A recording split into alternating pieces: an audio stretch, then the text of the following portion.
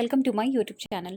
So in today's video, we are going to discuss the MCQs or multiple choice questions with solutions of class 10th Science Chapter 6 or Biology Chapter 1st, which is life processes.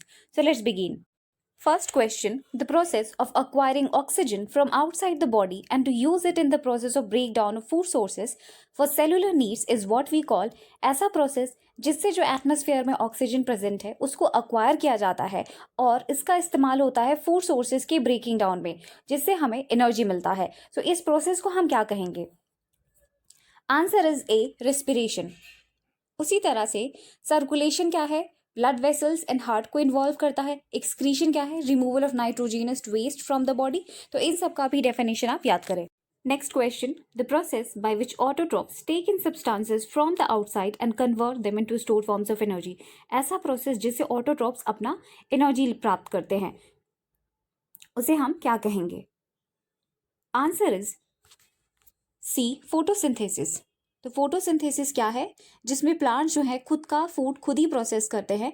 Carbon dioxide और water और nutrients जो उन्हें मिलता है soil से उसको वो क्या करते हैं? कार्बोहाइड्रेट्स में कन्वर्ट करते हैं in the presence of sunlight and chlorophyll. और इस प्रोसेस को हम क्या कह रहे हैं? फोटोसिंथेसिस. और ऑटोट्रोप्स कौन होते हैं? जो खुद का फूड खुद प्रोसेस कर सकते हैं, यानी कि प्लांट्स. तो ये प्रोसेस है फोटोसिंथेसिस. अब देखिए, एनर्जी का मेन सोर्स क्या है? फूड. इसी तरह न्यूट्रिशन को हम ब्रॉडली टू कैटेगरीज में डिवाइड करते हैं, ऑटोट्रॉफिक एंड हेटेरोट्रॉफिक.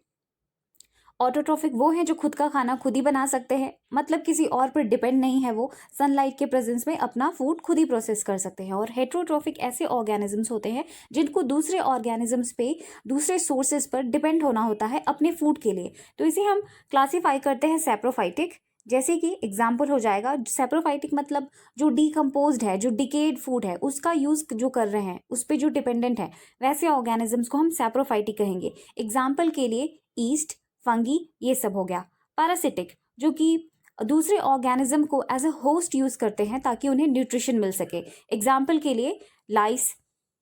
और होलोजोइक. होलोजोइक एग्जाम्पल होगा मैन. उसमें क्या है? जो फूड है उसे इंजेस्ट किया जाता है, फूड को इंजेस्ट किया जाता है, फिर वो डाइजेस्टिव सिस्टम से होता है, प्रोसेस होता है, डाइजेशन होती है उसके बाद वो एब्जॉर्ब होता है, एजिमिलेशन.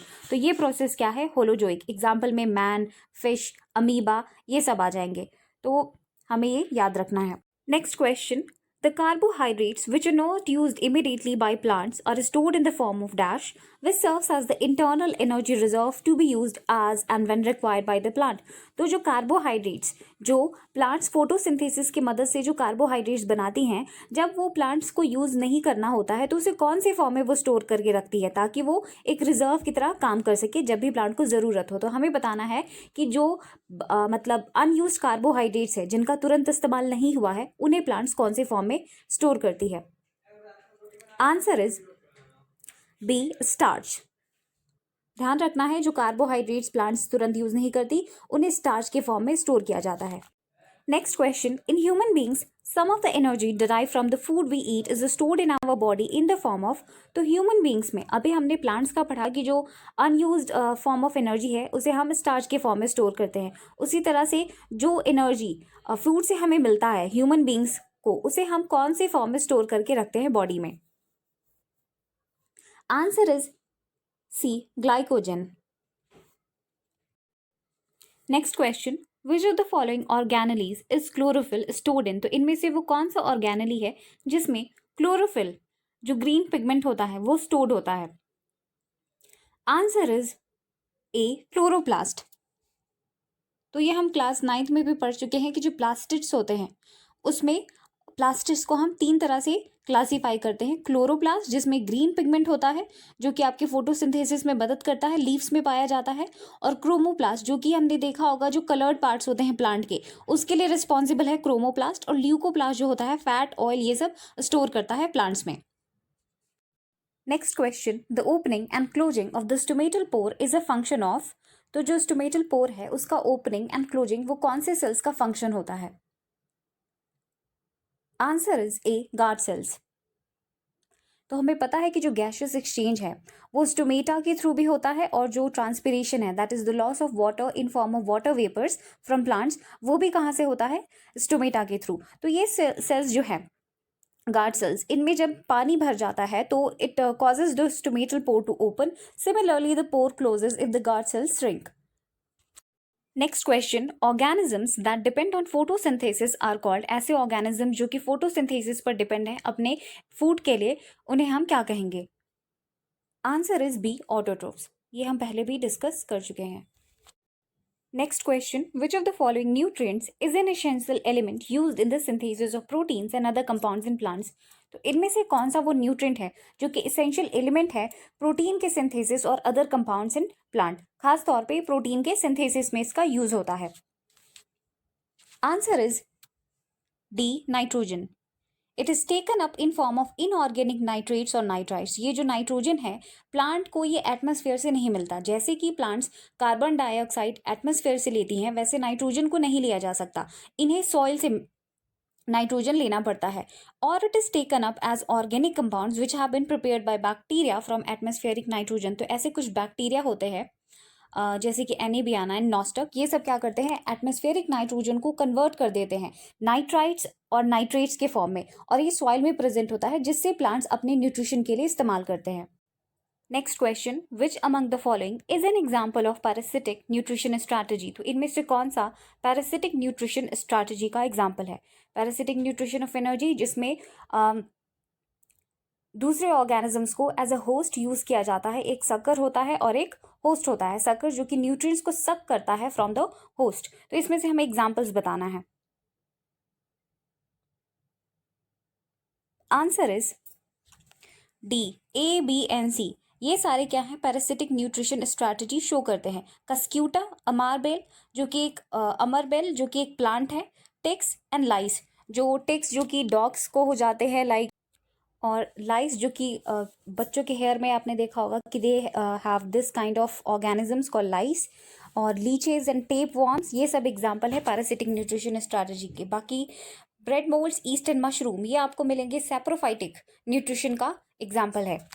Next question, amoeba takes in food using temporary finger-like extensions of the cell surface which fuse over the food particle forming a food vacuole. These finger-like projections are called, जो amoeba है वो अपना nutrition food कैसे लेता है? तो वो एक टेम्पोररी फिंगर-like extensions का यूज करता है जो कि फूड के पास क्या करते हैं? फूड को इनगल्फ कर लेते हैं, अपने अंदर ले लेते हैं, और एक फूड वैक्यूल का फॉर्मेशन होता है जहां पे वो डाइजेस्ट होके एजिमिलेट होगा इनके बॉडी में. तो ये जो फिंगर लाइक प्रोजेक्शंस हैं उन्हें हम क्या कहते हैं?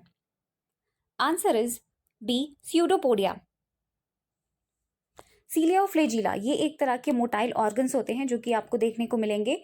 सीलिया मिलेगा हेयर लाइक प्रोजेक्शंस हैं ये पैरामीशियम में, और फ्लैजिला मिलेगा यूग्लेना में. Next question, which of the following do we refer as biological catalyst which help in breaking down of food?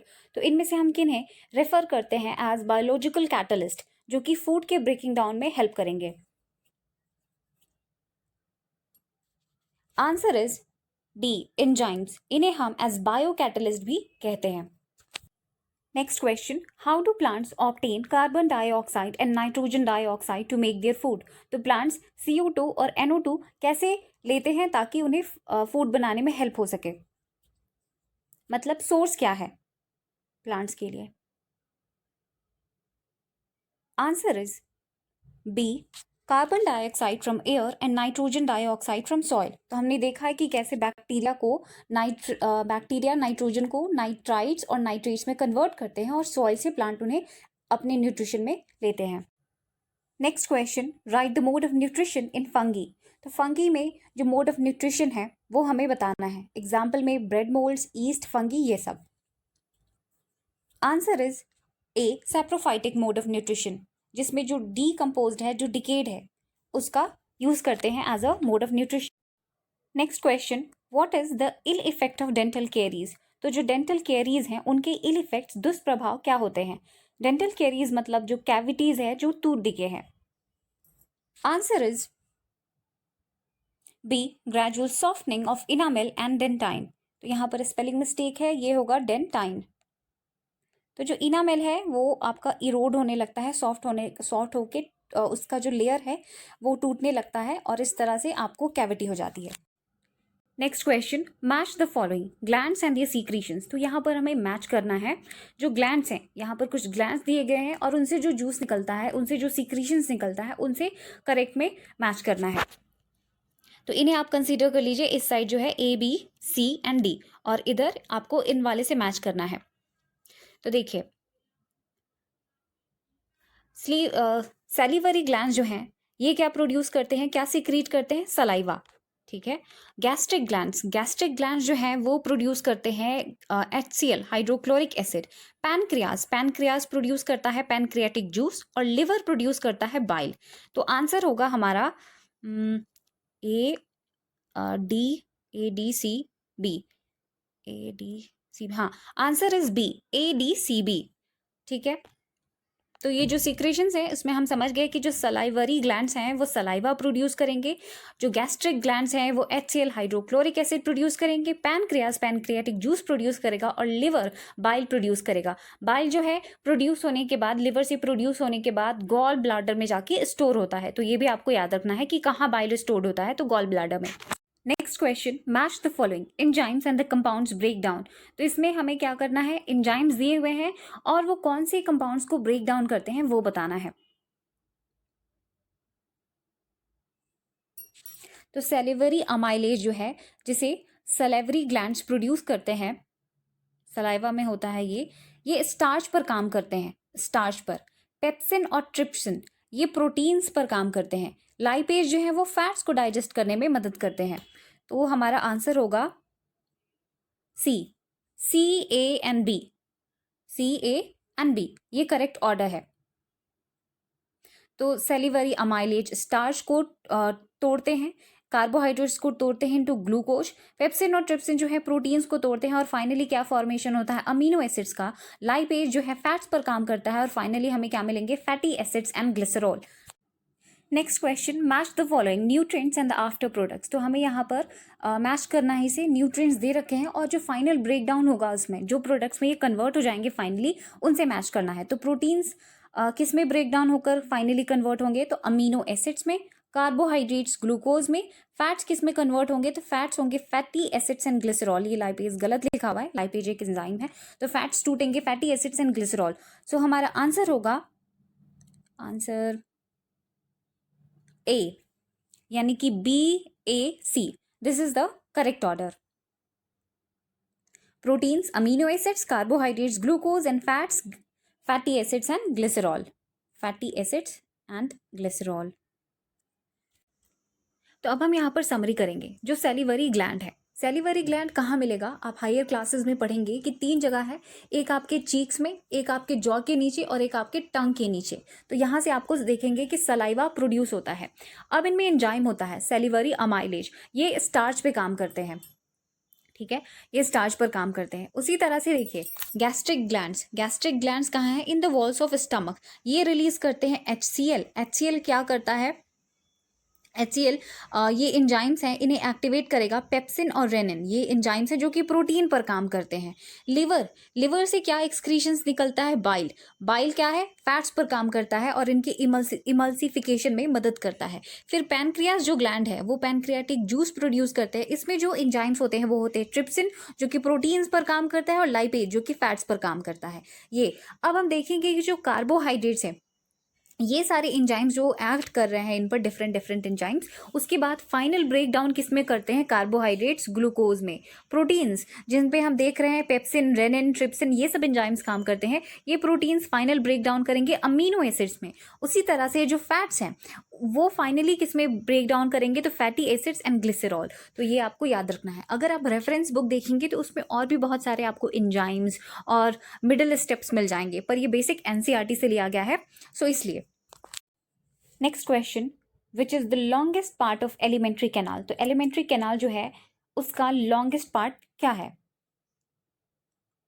Answer is D, small intestine. तो स्मॉलेस्ट इंटेस्टाइन जो है वो सबसे लॉन्गेस्ट पार्ट है आपके पूरे एलिमेंट्री कैनाल का। Next question, which is the site of complete digestion. तो इनमें से कौन सा साइट है of complete digestion, answer is D, small intestine. यहाँ पर कंप्लीट डाइजेशन होता है। The food coming from the stomach is acidic and has to be made alkaline for the pancreatic enzymes to act. तो जो stomach से जो food आता है वो एसिडिक है और इसे अल्कलाइन बनाना होता है ताकि उस पर जो एंजाइम्स हैं पैनक्रेटिक एंजाइम्स वो काम कर सके। तो एक सिंपल सा फैक्ट बस यहाँ पे नोट किया गया है। Next question, the inner lining of the small intestine has numerous finger-like projections called dash which increase the surface area for absorption. तो जो इनर लाइनिंग होता है स्मॉल इंटेस्टाइन का उसमें बहुत सारे फिंगर लाइक प्रोजेक्शंस होते हैं। इन्हें हम क्या कहते हैं? ये क्या करते हैं? सरफेस एरिया बढ़ाने का काम करते हैं। तो ये ज़्यादा सरफेस एरिया मिल रहा है इन स्मॉल स्पेस, तो इसलिए कह रहा है कि सरफेस एरिया ज़्यादा प्रोवाइड करते हैं ताकि एब्जॉर्प्शन ज़्यादा से ज़्यादा हो सके। तो इसे हम क्या कहेंगे? इन फिंगर लाइक प्रोजेक्शंस को क्या कहेंगे?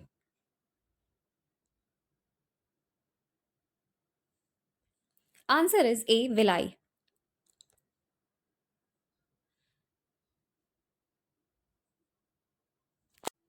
Next question, label the diagram. तो यहाँ पर जो डायग्राम में जो खाली जगह है उसे आपको लेबल करना है। This is A, B and C. तो यहाँ पर बताना है कि ये कौन से ऑर्गन्स होंगे। Answer is A, oesophagus. ये जो हमें दिख रहा है फूड पाइप, ये क्या है? ईसोफेगस है। फिर ये जो है स्मॉल पोर्शन है, B is a small portion, और सी क्या है? लार्ज इंटेस्टाइन है।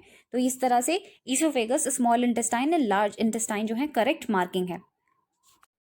Next question, which of the following is the largest gland in human body. तो इनमें से कौन सा लार्जेस्ट ग्लैंड है ह्यूमन बॉडी में? Answer is C, liver. Liver जो है आपका लार्जेस्ट ग्लैंड है ह्यूमन बॉडी में। हमेशा हमें कंफ्यूजन हो जाता है, एज लार्जेस्ट ऑर्गन है लिवर, लेकिन लार्जेस्ट ऑर्गन आपका स्किन है। लार्जेस्ट ग्लैंड क्या है? Liver. This gland secretes bile which helps in digestion.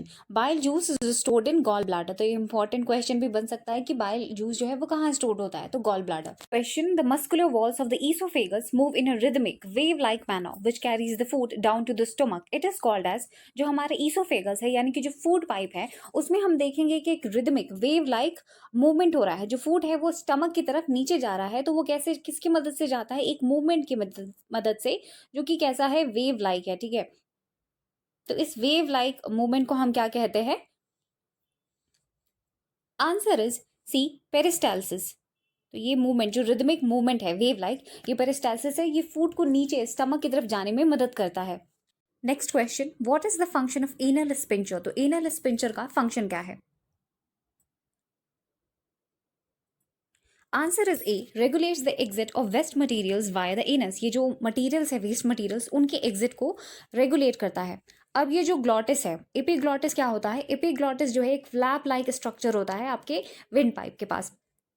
वो क्या करता है? जो एंट्री है फूड का, उसे ग्लॉटिस में जाने से रोकता है। तो एपिग्लॉटिस भी आपसे पूछा जा सकता है कि एपिग्लॉटिस क्या है? तो it is a flap like structure which prevents the entry of food into the glottis. वो कहते हैं ना कि कभी जो अचानक से हमारे विंड पाइप में कुछ फूड या वाटर चला जाता है तो सरक जाना जिसे कहते हैं, तो वो इसी कारण होता है क्योंकि एपिग्लॉटिस ओपन हो जाता है और उसमें आपका फूड चला जाता है। तो अब हम समरी करेंगे ह्यूमन डाइजेस्टिव सिस्टम की। तो जो ह्यूमन बींग्स में मोड ऑफ न्यूट्रिशन है वो क्या है? हेटेरोट्रॉफिक, यानी कि मोर स्पेसिफिकली अगर बात करें तो होलोजोइक। तो ये देखिए यहाँ पर है टंग, ये है बकल कैविटी। बकल कैविटी यानी कि माउथ। तो हम यहाँ पे फूड को लेते हैं थ्रू माउथ, इंजेक्शन होता है माउथ से, हम फूड को लेते हैं। यहाँ पर टीथ जो है फूड को च्यू करते हैं, और यहाँ पर आपको मिलेगा सेलिवरी ग्लैंड, ठीक है, जो कि सलाइवा प्रोड्यूस करते हैं, और ये आपका एक तरह का बायो कैटलिस्ट भी है, सलाइवरी अमाइलेज, जो कि यहाँ पे फूड को थोड़ा बहुत डाइजेस्ट भी करने का काम करता है। इसी से कहते हैं चबा चबा के आराम से फूड खाना चाहिए। उसके बाद जो फूड है वो चला जाता है हमारी फूड पाइप में। तो फूड पाइप को हम क्या कहते हैं? ईसोफेगस। अब यहाँ पर ईसोफेगस में हम देखेंगे कि जो फूड नीचे जा रहा है स्टोमक की तरफ, वो एक रिदमिक वेव लाइक पैटर्न में जाता है। इस मूवमेंट को हम पेरिस्टाल्सिस कहते हैं। अब जो फूड है वो स्टमक में पहुंच गया है।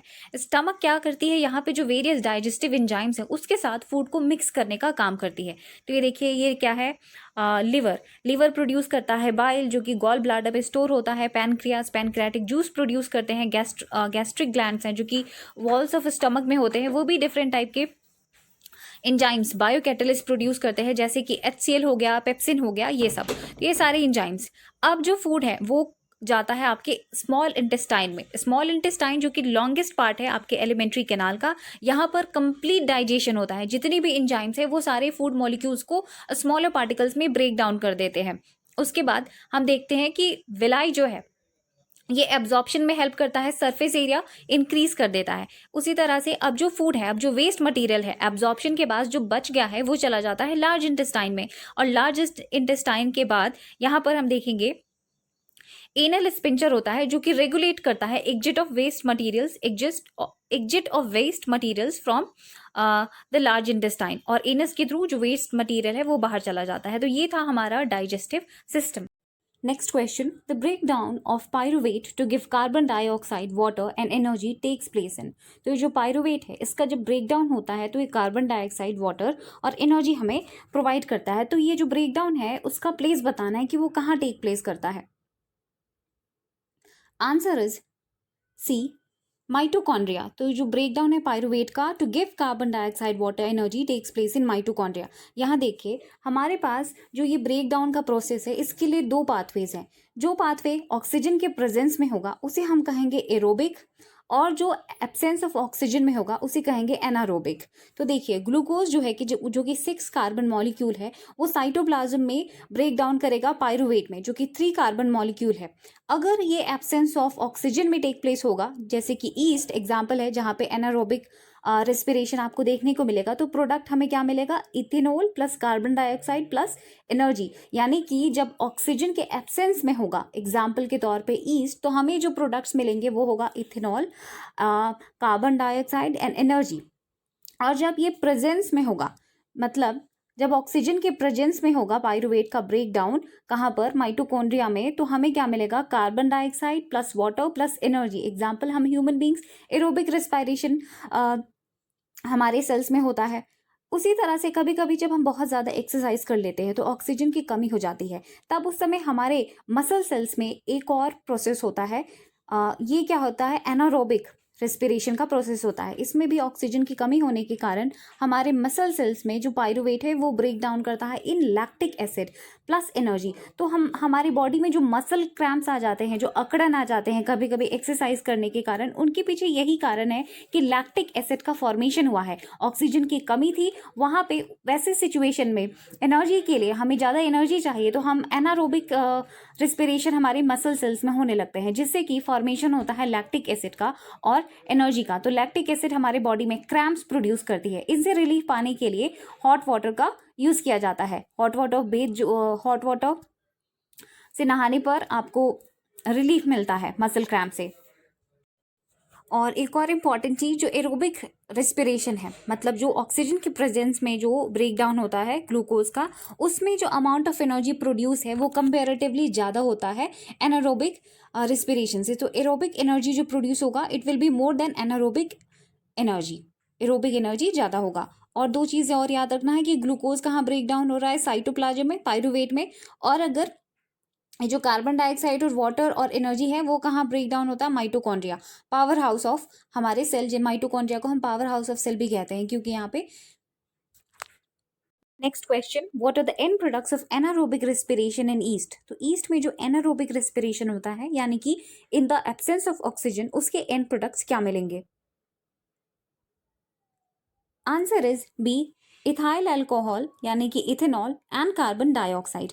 तो ये एनारोबिक रेस्पिरेशन का एंड प्रोडक्ट है। वही एनारोबिक रेस्पिरेशन मसल सेल्स होंगे तो क्या प्रोड्यूस होगा, लैक्टिक एसिड एंड एनर्जी। और अगर एरोबिक रेस्पिरेशन है तो क्या मिलेगा, carbon dioxide, water and energy. Next question, the autotrophic mode of nutrition requires. जो ऑटोट्रॉफिक मोड ऑफ न्यूट्रिशन है उसकी क्या क्या रिक्वायरमेंट्स हैं। Answer D, all the above, carbon dioxide, water, sunlight and chlorophyll, ये सब चाहिए। Next question, which of the following is known as the energy currency of the cell. तो इनमें से कौन सा है जिसे हम एनर्जी करेंसी ऑफ सेल के नाम से जानते हैं। Answer is A, ATP, adenosine triphosphate. Next question, which of the following organs helps fish in exchange of gases. तो इनमें से कौन सा ऑर्गन है जो कि फिश यूज करते हैं in exchange of gases. Answer is B, gills. जो रेट ऑफ ऑक्सीजन है aquatic एनिमल्स में वो ज़्यादा होता है as compare to terrestrial animals. तो टेरेस्ट्रियल एनिमल्स जो कि लैंड पे रहते हैं और aquatic एनिमल्स जो कि वाटर में रहते हैं, इनमें क्योंकि ये डिजॉल्व ऑक्सीजन का यूज़ कर रहे हैं, तो वाटर में तो डिजॉल्व ऑक्सीजन कम है, इसलिए इन्हें रेट ऑफ ब्रीदिंग ज़्यादा सांस लेना पड़ता है। तो अगर पूछा जाए कि किस में, aquatic एनिमल्स और टेरेस्ट्रियल एनिमल्स, इनमें से रेट ऑफ ब्रीदिंग किसका है, तो ये होगा aquatic एनिमल्स का।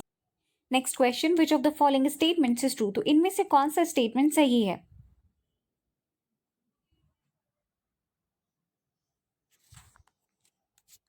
Answer is D, A B C and D, ये चारों स्टेटमेंट सही हैं। ह्यूमन बींग्स में एयर जो है वो नॉस्ट्रल्स के थ्रू लिया जाता है, यानी कि हम एयर को इनहेल कैसे करते हैं, नॉस्ट्रल्स के थ्रू। जो नॉस्ट्रल्स हैं वहां पर हमें फाइन हेयर्स देखने को मिलेंगे, और ये जो पैसेज है इसमें म्यूकस की लाइनिंग भी होती है, जो कि क्या करते हैं, इनका यूज क्या है, फाइन हेयर और म्यूकस जो हमारे नेजल पैसेज में प्रेजेंट है, ये एयर को फिल्टर करते हैं, मतलब फिल्टरेशन का प्रोसेस वहां पे होता है, जो हवा है उसे शुद्ध बनाते हैं। From here the air passes through the throat into the lungs, और यहाँ से नॉस्ट्रल्स के बाद फिल्टर होने के बाद ये थ्रोट में जाता है और फिर लंग्स में जाता है। यहाँ पर जो रिंग्स ऑफ कार्टिलेज हैं are present in the throat, these ensure that air passage does not collapse. तो यहाँ पर हमें रिंग्स ऑफ कार्टिलेज देखने को मिलेगा, इसका यूज ये है कि एयर जो है वो कोलैप्स नहीं करे, एयर पैसेज जो है कोलैप्स नहीं करे। Next question, where does exchange of gases can take place in human respiratory system? तो ह्यूमन रेस्पिरेटरी सिस्टम में एक्सचेंज ऑफ गैसेस, गैसेस जो हैं उनका एक्सचेंज कहाँ पर होता है? Answer is B, alveoli. Alveoli जो है एल्वियोलर सैक, यहाँ पर ये साइट है जहाँ पर गैसेस एक्सचेंज होता है। Next question, what is the respiratory pigment in human beings? तो ह्यूमन बींग्स में जो रेस्पिरेटरी पिगमेंट है वो क्या होता है? Answer is B, haemoglobin. तो हेमोग्लोबिन जो है वो रेस्पिरेटरी पिगमेंट है।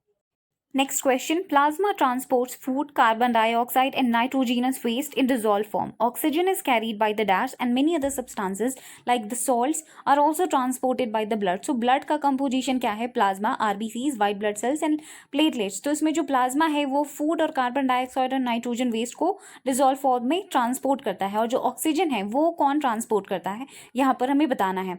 तो हमने पढ़ा कि जो पिगमेंट है, रेस्पिरेटरी पिगमेंट, वो क्या होता है, हेमोग्लोबिन, और हेमोग्लोबिन कहाँ मिलेगा? आरबीसीज में। इसी से इनका कलर क्या है, रेड पिगमेंट, हेमोग्लोबिन के कारण ये रेड है, रेड ब्लड कॉर्पसल्स। तो ऑक्सीजन जो है वो उन्हें कौन कैरी करता है, RBCs. Answer is A, red blood corpuscles.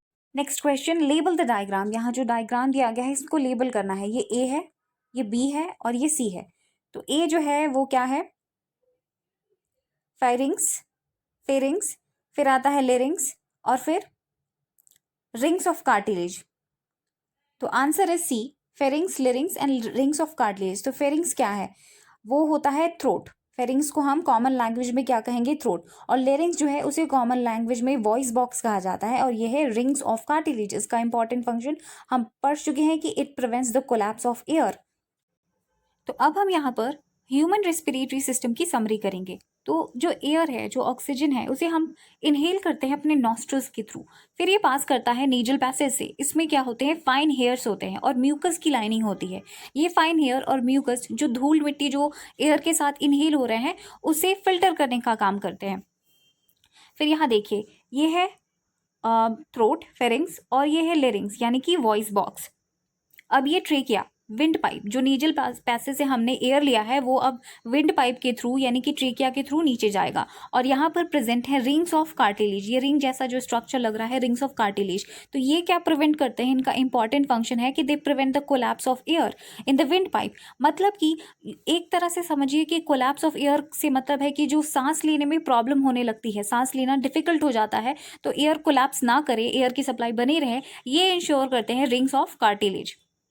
ठीक है, और इसके बाद हम देखेंगे कि विंड पाइप जो है, यहाँ देखिए लंग्स, लंग्स है, इसमें दो ब्रांचेस में डिवाइड होगा, फिर आएगा ब्रोनकाई, ब्रोनक्यूल्स, और यहाँ इन लार्ज फिगर आप देखिए डायग्राम में एल्वियोलर सैक जो है, और ये क्या है, एल्वियोलाई। तो एल्वियोलर सैक या एल्वियोलाई वो साइट है जहाँ पर एक्सचेंज ऑफ गैसेज होता है, जो O2 और CO2 का एक्सचेंज हो रहा है वो यहीं पर होता है, एल्वियोलर सैक पर। अगर हम एल्वियोलाई को मतलब ओपन करेंगे तो उनका लेंथ कितना होगा, ऑलमोस्ट 80 मीटर स्क्वायर। ये इतने ज़्यादा मतलब सरफेस एरिया आपको प्रोवाइड करते हैं ताकि एक्सचेंज ऑफ गैसेस आसानी से हो सके। तो ये था हमारा और ये डायफ्राम है। जैसे कि हम सांस लेते हैं तो ये नीचे चला जाता है, लंग कैपेसिटी बढ़ जाती है, और जैसे ये श्रिंक करता है तब जब हम सांस को बाहर छोड़ते हैं, तो ये डायफ्राम है। ठीक है, तो ये है human respiratory system. Next question, which of the following statements is not true? तो इनमें से कौन सा स्टेटमेंट सही नहीं है?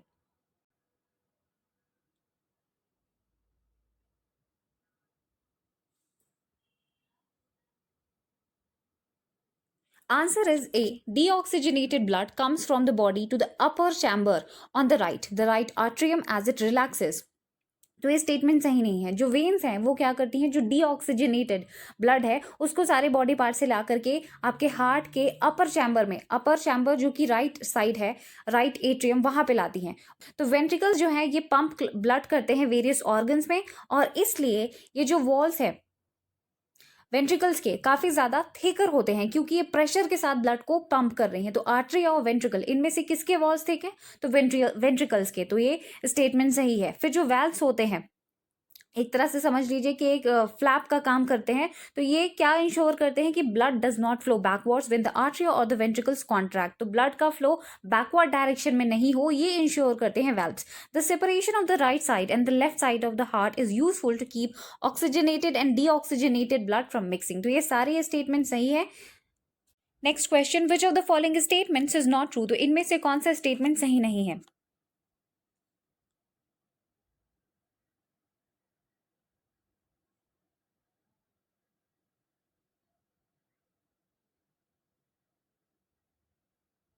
Answer is A.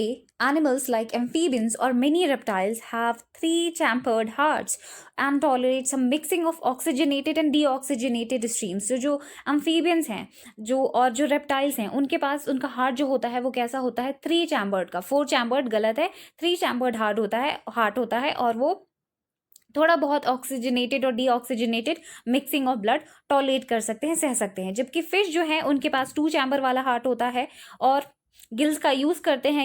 हम ये पहले भी कर चुके हैं। और इनके जो जो ब्लड है, it goes only once through the heart in the fish during one cycle of passage through the body, यानी कि इनमें सिंगल साइकिल होगा ब्लड सर्कुलेशन का फिश में। On the other hand it goes through the heart twice during each cycle in other vertebrates, जैसे कि example human beings. तो human beings में डबल सर्कुलेशन देखने को मिलता है। तो बाकी सारे स्टेटमेंट सही है।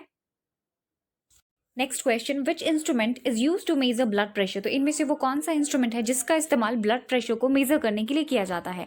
Answer is A sphygmomanometer.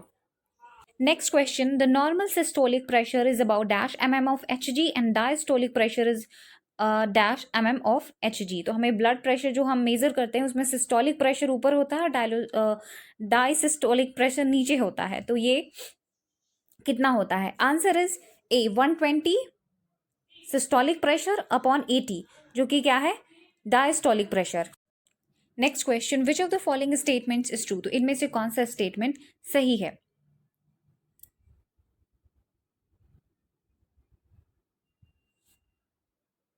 Answer is C only. जो स्टेटमेंट सी है सिर्फ वही सही है। पहला स्टेटमेंट है कि वेन्स ऐसे वेसल्स हैं जो कि ब्लड को सारे बॉडी पार्ट से कलेक्ट करके upper chamber of the right atrium में लाते हैं। तो ये कहना कि they carry blood away from heart to various organs of the body is wrong, क्योंकि ये from various other organs they collect blood and bring it to the heart. ये डीऑक्सीजनेटेड ब्लड को कैरी करते हैं। और since the blood emerges from heart under high pressure they have thick elastic walls. तो ये कहना गलत है, क्योंकि ये डीऑक्सीजनेटेड ब्लड को कैरी करते हैं फ्रॉम ऑल बॉडी पार्ट्स, और इनके वॉल्स कैसे होते हैं? थिन वॉल होते हैं और प्रेशर नहीं होता। आर्टरीज जो है सारे बॉडी पार्ट्स में ब्लड पहुंचाते हैं, ऑक्सीजनेटेड ब्लड को। तो ये दोनों स्टेटमेंट गलत है। बाकी ये statement, exchange of materials between the blood and surrounding cells takes place across thin walled capillaries। तो कैपिलरीज जो कि स्मॉलेस्ट ब्लड वेसल्स है उनके अराउंड एक्सचेंज होता है। तो यहाँ पे देखिए, जो ब्लड वेसल्स हैं उसको तीन पार्ट्स में हम कैटेगराइज करते हैं। एक है आर्टरी, ठीक है। आर्टरी क्या है? ऑक्सीजनेटेड ब्लड को, जो प्योरीफाइड ब्लड है, ऑक्सीजनेटेड ब्लड को हार्ट से दूसरे बॉडी पार्ट्स तक कैरी करते हैं। इनके वॉल्स थिक होते हैं क्योंकि ये प्रेशर के साथ ब्लड को पहुंचाने का काम कर रहे हैं। प्रेशर है, वॉल्स थिक है। जबकि वेन्स जो हैं, वेन्स डीऑक्सीजनेटेड ब्लड को सारे बॉडी पार्ट से इकट्ठा करते हैं और हार्ट में ले आते हैं ताकि इनका प्योरिफिकेशन हो सके। और इनके थिन वॉल्स होते हैं क्योंकि ये प्रेशर के अंडर काम नहीं करते। कैपिलरीज जो कि स्मॉलेस्ट होते हैं, यहाँ पर एक्सचेंज होता है। Next question, which of the following cells help to clot the blood at the points of injury? तो इनमें से कौन से सेल्स हैं जो कि ब्लड क्लॉटिंग में हेल्प करते हैं at the point of injury? Blood जो फ्लो होता है चोट लगने पे, उसको रोकने का काम कौन करते हैं? क्लॉटिंग का काम कौन करते हैं? Answer is C, platelets. ये जो प्लेटलेट्स हैं ये ब्लड को रोकते हैं। अच्छा, जो लिम्फेटिक टिश्यू है, ब्लड क्या है? एक कनेक्टिव टिश्यू है, फ्लूइड कनेक्टिव टिश्यू है। उसी तरह से लिम्फ भी क्या है? एक फ्लूइड कनेक्टिव टिश्यू है। Lymph carries digested and absorbed fat from intestine and drains access fluid from extra cellular space back into the blood. तो अब हम यहाँ पर समरी करेंगे अपने सर्कुलेटरी सिस्टम की। हमारा हार्ट जो है पंप है, वो पंपिंग ऑर्गन है। इसका फंक्शन क्या है हार्ट का? It pumps the blood. ठीक है, तो हमारा पंपिंग ऑर्गन क्या है? हार्ट। ये एक मस्कुलर ऑर्गन है और हमारे फीस्ट जितना बड़ा है। ये हमेशा लोगों में कंफ्यूजन रहता है कि हार्ट किस साइड है। कुछ कहते हैं कि लेफ्ट साइड है, लेकिन नहीं, आपको ध्यान रखना है कि ये मिथ है। हार्ट हमारा मिडिल में होता है। Heart is located in the middle और उसका थोड़ा सा पोर्शन जो है वो लेफ्ट में होता है। इसलिए कन्फ्यूजन हो जाता है कि लेफ्ट में है, लेकिन हार्ट अगर हम प्रॉपर लोकेशन की बात करें तो मिडिल में होता है। अब देखिए, हमारे हार्ट जो है, ह्यूमन हार्ट, वो 4 चैम्बर्ड है। Right atrium, left atrium, right ventricle और लेफ्ट वेंट्रिकल, और बीच में सेप्टम जो कि डिवाइडिंग वॉल है। ये क्या करता है? डीऑक्सीजनेटेड और ऑक्सीजनेटेड ब्लड के मिक्सिंग को रोकता है। अब जो वेन्स हैं, उनका काम है कि वो डीऑक्सीजनेटेड ब्लड को हार्ट तक ले आए। तो ये जो वीना कावा है, ये एक टाइप का वेन है from upper body and lower body. ये देखिए, जो राइट एट्रियम है, यानी कि अपर चैम्बर जो है राइट साइड में हार्ट का, उसमें डीऑक्सीजनेटेड ब्लड को लाते हैं। अब इनके एरो के डायरेक्शन को देखिए। हार्ट के मूवमेंट जो कॉन्ट्रैक्ट और रिलैक्स करता है, जो मूवमेंट, उससे ये जो ब्लड है, जो डी ऑक्सीजनेटेड ब्लड है, वो जाता है राइट वेंट्रिकल में। राइट वेंट्रिकल से आप देख सकते हैं एरो का डायरेक्शन। ये जो पल्मोनरी आर्टरीज हैं, ये इसको कहाँ ले जाती हैं? लंग्स में। लंग्स में एल्वियोलाई के पास जाकर ये प्योरीफाई होते हैं। एक्सचेंज ऑफ साइट जो है एल्वियोलाई, वहाँ पर ऑक्सीजनेटेड होते हैं। अब जो ऑक्सीजनेटेड ब्लड है, उसको पल्मोनरी वेन्स जो हैं वो ले आती हैं आपके लेफ्ट आर्ट्रियम में। अब फिर से कॉन्ट्रैक्ट और रिलैक्स करेगा हार्ट, और कहाँ चला जाएगा ब्लड?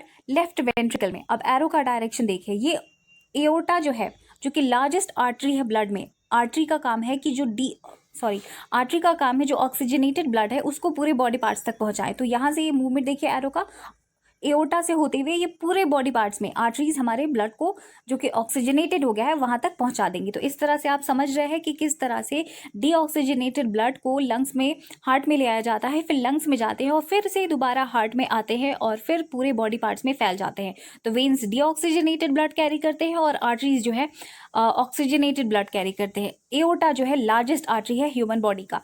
इसी तरह से हम देख रहे हैं कि किस तरह से 2 बार हार्ट में सर्कुलेशन हो रहा है। इस प्रोसेस को हम कहते हैं double circulation.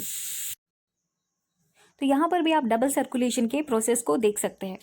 Next question, which tissues help in transportation of water in plants? तो इनमें से कौन सा टिश्यू है जो कि वाटर के ट्रांसपोर्ट में हेल्प करता है प्लांट्स में? Answer is A, xylem. ये वाटर और मिनरल्स की ट्रांसपोर्टेशन के लिए रिस्पॉन्सिबल है और जो फ्लोएम है वो फूड को ट्रांसपोर्ट करता है। Next question, the transport of soluble products of photosynthesis is called dash and it occurs in the part of the vascular tissue known as phloem. तो ये हमें बताना है कि जो soluble products है photosynthesis के, मतलब फूड का जो फॉर्मेशन है, प्रोडक्ट से हम क्या समझ रहे हैं? Formation of food. तो जो फूड फॉर्म हुआ है उसके ट्रांसपोर्ट को हम क्या कहेंगे प्लांट्स में? और ये आपको हिंट भी दिया गया है कि वैस्कुलर टिश्यू फ्लो में होता है, मतलब फूड की बात हो जाती है कि जो फूड को ट्रांसपोर्ट किया जाता है उसकी मूवमेंट को हम क्या कहेंगे? Answer is A, translocation. तो इसे याद रखना है, जो फूड का फॉर्मेशन हुआ है उसको other parts of the plant में पहुंचाने में जो मूवमेंट इन्वॉल्व है, that movement is known as translocation.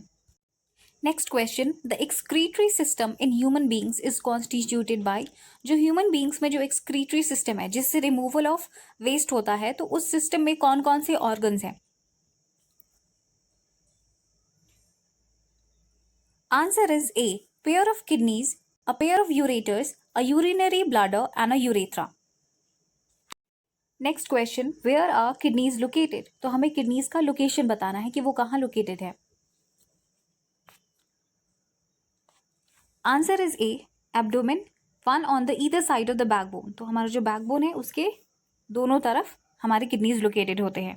Next question, which of the following is also known as the basic filtration unit in kidneys, तो इनमें से कौन सा है जिसे हम basic filtration unit of kidney के नाम से जानते हैं?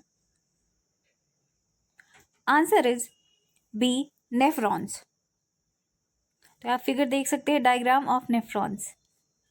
Next question, where is urine stored in the excretory system, तो एक्सक्रीटरी सिस्टम में यूरिन कहाँ स्टोर होता है?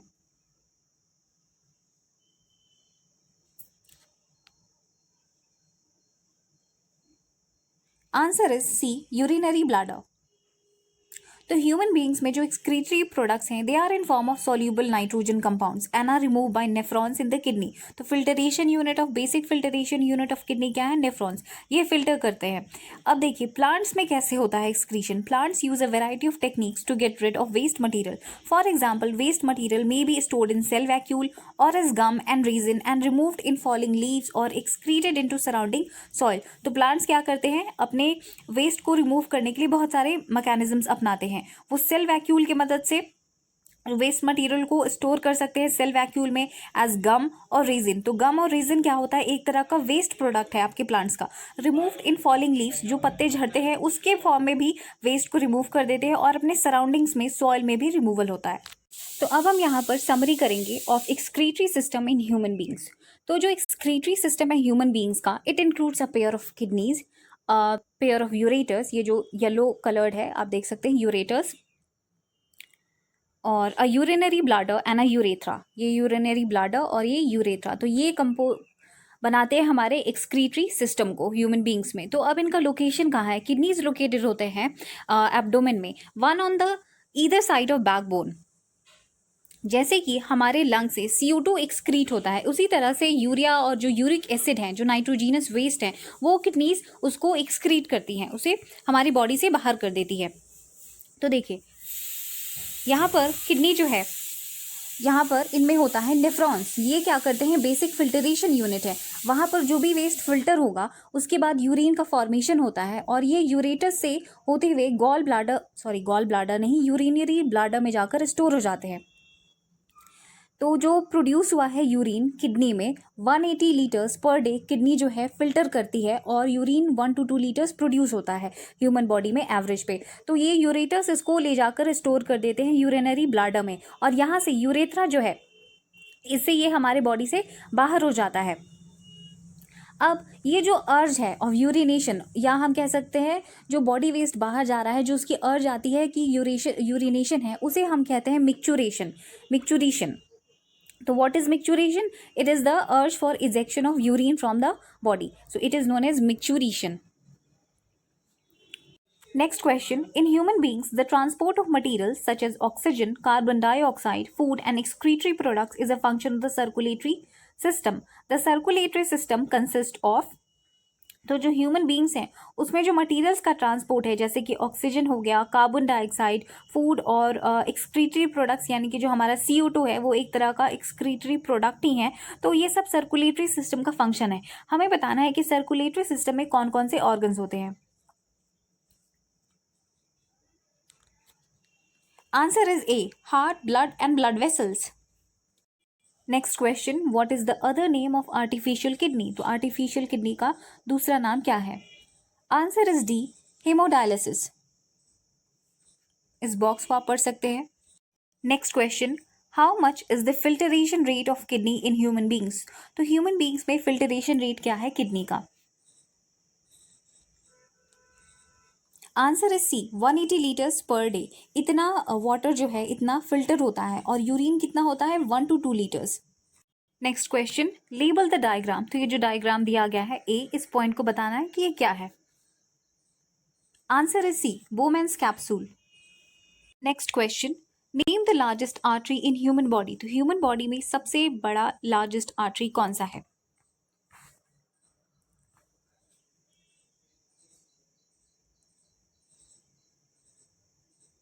Answer is B. Aorta. Next question. Name the type of blood vessels which carry blood from organs to the heart. तो वो blood vessels का आपको नाम बताना है जो कि सारे different organ से blood को collect करता है और heart तक ले जाता है. Answer is B, veins. तो ये काम है वेन्स का, जो कि डीऑक्सीजनेटेड ब्लड को कैरी करते हैं और हार्ट तक पहुंचाते हैं. फिर उसके बाद आर्टरी जो है इन्हें प्योरीफाइड ऑक्सीजनेटेड ब्लड को पूरे अदर बॉडी पार्ट्स तक पहुंचाता है. Next question. What is the term transpiration used for. तो ये जो टर्म है ट्रांसपीरेशन हम किसके लिए यूज करते हैं, क्या प्रोसेस है ये? Answer is A, loss of water from leaves in the form of water vapour. इस प्रोसेस को हम कहते हैं ट्रांसपीरेशन. और जो ये है transportation of food from leaves to other parts is known as translocation of food. तो it is very important, translocation of food. So in this way we discussed some important MCQs or multiple choice questions with solutions of class 10th science chapter 6 और biology chapter 1 which is life processes. तो अगर video अच्छा लगे तो like, comment, share और subscribe जरूर करें. Thanks.